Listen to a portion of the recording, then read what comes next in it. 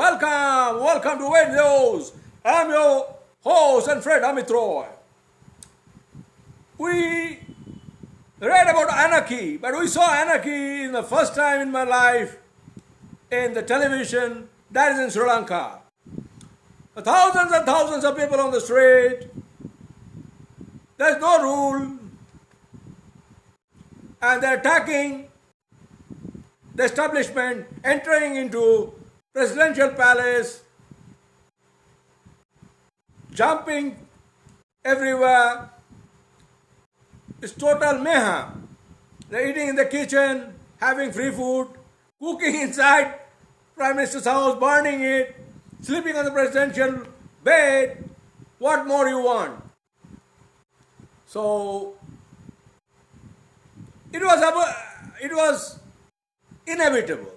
We all knew that is going to happen. You see now, Sri Lanka people cannot buy petrol. Money has no value right now. And no foreign exchange reserve. And Gotabaya Rajapaksa has fled. Government has collapsed. They've all resigned. America is telling that we're very worried and elected government must save Sri Lanka. But now how that has happened?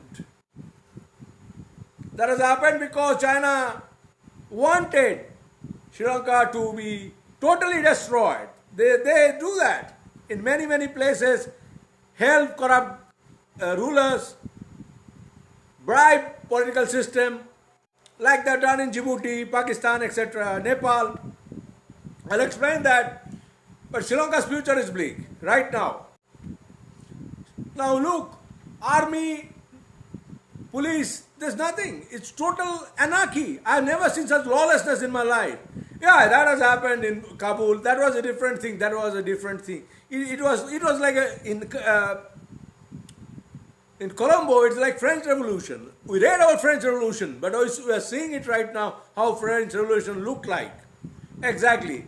Now, why that happened? Three primary reasons. One is Chinese loan. Second, Gotabaya Rajapaksa's tax deduction. And number three, organic farming, which has totally destroyed Sri Lanka's economy. I don't know how Sri Lanka, if you export coffee and tea with organic farming, how can you manage agriculture farming, commercial agriculture farming? I don't know.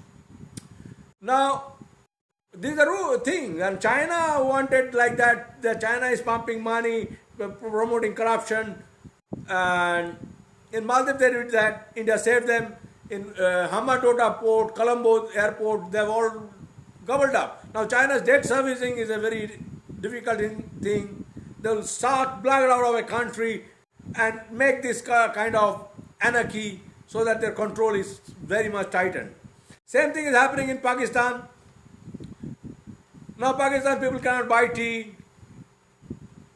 China is doing that kind of thing. Like I saw other day, one MP is being abused by people, calling him thief, chore. China creates that kind of atmosphere. Their agent was Imran Khan. So that total respect for law is eroded.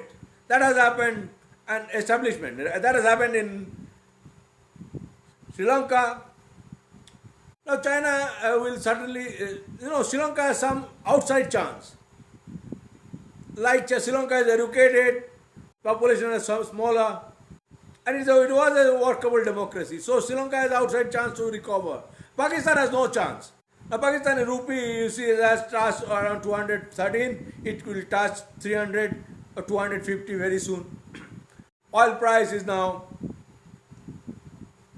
250. It will reach 270, 280. Luckily, oil price is coming down.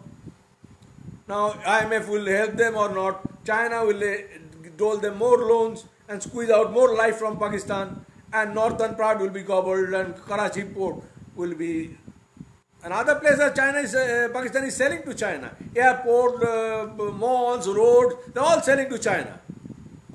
And Nepal, we can see how they have done it. There are 14 Communist Party. A country has 14 Communist Party has no economic future. Thereby is a Trojan horse. He's a communist. China has used him as the agent, so that they can milk from India, showing the worst face. India has no intelligence, they have no analysis, so they will not be able to find out. Look, one more important thing is Sri Lanka was under quicksand because of the Chinese virus. It was Chinese bioweapon to destabilize supply chain and economic, world economy. So they used the Wuhan virus. It is now proven it was China's game plan, and that was one of the reasons Sri Lanka's tourist industry got struck. India got struck. So many Indians got killed. A lot of Americans got killed. American industry got collapsed. World industry got collapsed. They are using Russia also to create a war, make a dent on supply chain, energy crisis, etc., etc. Because China is collapsing. China knows China's economy will never be same again. So anyway, this is my submission for you. Look, we are in a very tight situation right now. A lot of economic migrants might enter in India and other places due to Sri Lankan crisis. We don't know this kind of anarchy where Sri Lanka will be led to, how America will come. But one thing, a Belt and Road Initiative is not, and Chinese loan is not for economic prosperity or making a country profitable. It's for their own expansionism, and that has to be stopped. I don't know how they will be stopped using Quad or some kind of alliance. India cannot sit quiet. I don't know how they will do it. Some people are saying that India might arm militias in Sri Lanka if China controls that. Pakistan, they'll already trying to grab Hunza and Northern Valley from Pakistanis. Pakistan has no money. Pakistanis are illiterate, financially illiterate people. Their general education is very low. And this is atomic state. So future is very bleak in Pakistan. Nepal is already gone case. We don't know what will happen to Burma. We see how China is screwed. Djibouti, how China has destroyed that country and made a base. Now we are facing a clear and present danger for Chinese hegemony, Chinese bully. Thank you for watching me. Pray for Sri Lanka, only thing we can do, and we can help. India has already helped to Sri Lankans. And I don't know what will happen tomorrow. Near future it looks very bleak. There's some outside chance Sri Lanka will come back. But I am very worried about Pakistan. When they can buy tea, the first thing they can do, they start doing business with India.